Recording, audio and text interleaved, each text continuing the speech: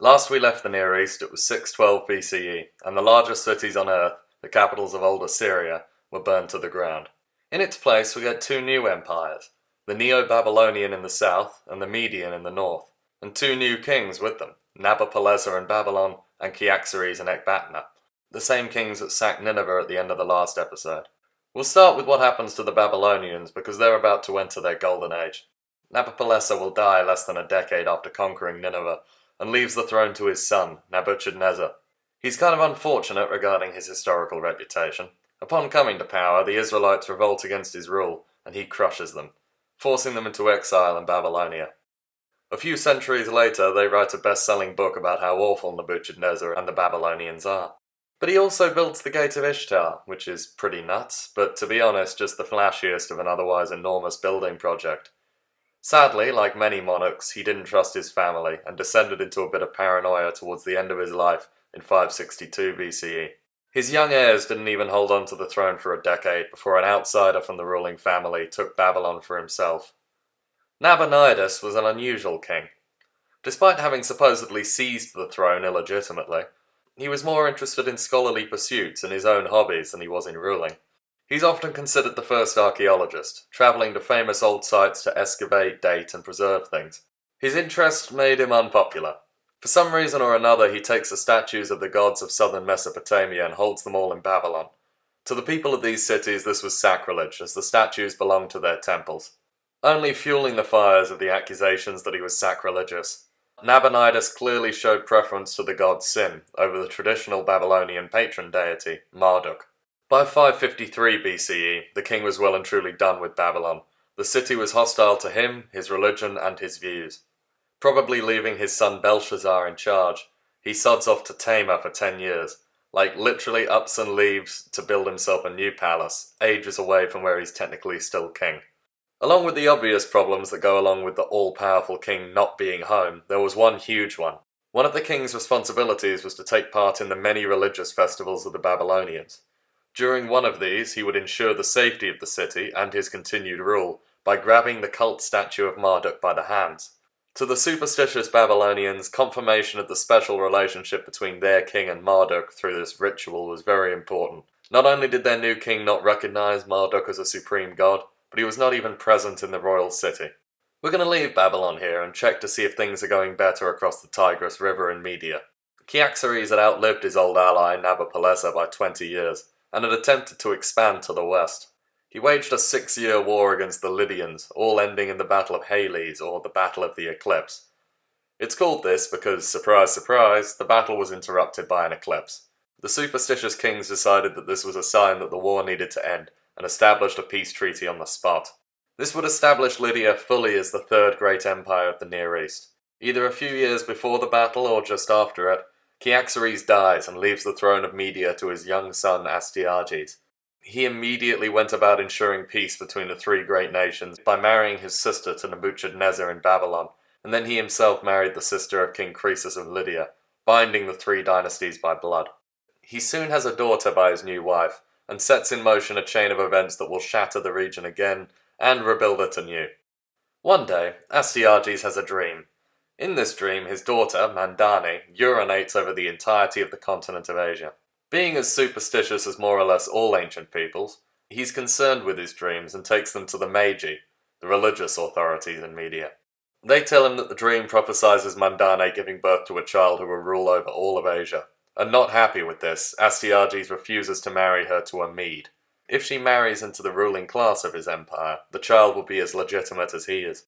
So he marries her to Cambyses of Anshan, a Persian who is well known for being quiet and unthreatening. The Persians are kind of like the Medes. They're both an Iranian people of the Aryan tribe, both originate from the Great Steppe, and they're basically a very similar two cultures. But the Persians have a reputation for having not quite adapted to their new home in the Zagros as comfortably as the Medes had. The Medes were the more settled, centralized, and by the standard of most people in the region, civilized. The Persians seem to be a little closer to their nomadic roots, living in the harsher areas of modern Iran, and mostly in the saddle. However, when his daughter falls pregnant, Astyages has another dream. This time, vines grow out of Mandane's genitals and encompass the entire earth. The Meiji tell him that this is further proof that his grandchildren will overshadow or maybe even overthrow him. Now deeply suspicious of the child she was carrying, Astyages summons his pregnant daughter from Anshan so he can keep an eye on her. So when she gives birth to a boy, he just loses it, and goes to his steward, a relative of his and a well-respected Mede called Harpagus. He very unsubtly threatens Harpagus by reminding him who's king, and then orders him to kill the infant child. Harpagus responds the way that anyone would probably respond to an all-powerful Eastern king, and explicitly states how terrified he is, before agreeing to serve and obey. Herodotus tells us that when Harpagus takes the baby and starts going home, he begins to cry. When his wife asks him why he's so upset, he tells her the whole story. When he reveals the king's orders, she asks him, "What do you think you're going to do?" Harpagus seals his own fate, the fate of the Median Empire, and the entire world by answering, "Not what Astyages told me to do." He goes on to say that he has many reasons not to kill the baby, not the least of which is that he's related to him. So is Mandane, the mother, who he's unwilling to make an enemy out of in the case that one day she inherits her father's power. So Harpagus, not wanting the child's death on his conscience, goes to Mithridates and Spakai, two slave herders who live in the middle of nowhere in the Zagros Mountains. He summons Mithridates, who's a bit nervous about leaving home, because his wife is days away from going into labour, a dangerous process at the time, and risking leaving her to give birth alone wasn't ideal. But duty forces his hand and he meets with Harpagus. He's given the little baby and told the whole story. This is important because it means he knows the consequences of disobeying the order to kill the baby by exposure in the mountains. And when he returns home, deeply upset by the grim task he's been given, he's further distraught to find that his wife has given birth in his absence. She is alive, but the son she bore is stillborn. Stricken with grief, they decide to keep the baby that they were ordered to expose. When Harpagus sends eunuchs to make sure Mithridates did indeed expose the child, he reveals the corpse of his own stillborn son in order to trick them. And so for 10 years, the boy that history will remember as Cyrus lived happily as the son of a herdsman. However, at roughly age 10, Cyrus's genetics get in the way. Now the ancient people, and specifically the ancient Greeks, believed that traits and character were genetic.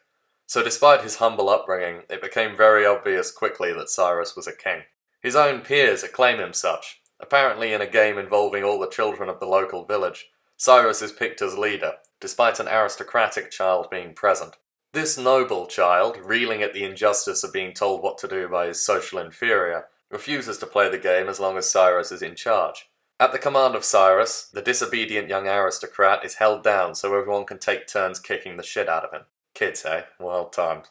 And so the boy goes running to his father, who in turn runs to Astyages and complains, like, "Hey, there's some kid out there who's acting like he's nobly born even though he's not. Better sort that out."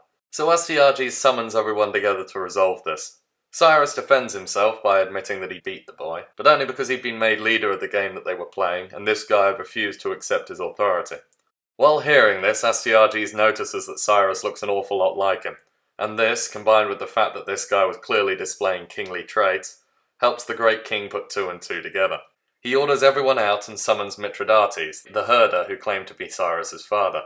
Naturally, he starts torturing the man until he admits the whole story. At this point, the king turns his fury on Harpagus. When the general tells the king that he believed the herder had genuinely killed the boy, Astyages reassures him. He's not angry at all. In fact, he's thankful that the gods have returned his grandson to him. They should throw a feast, a huge feast, to make sure the gods know that they're grateful.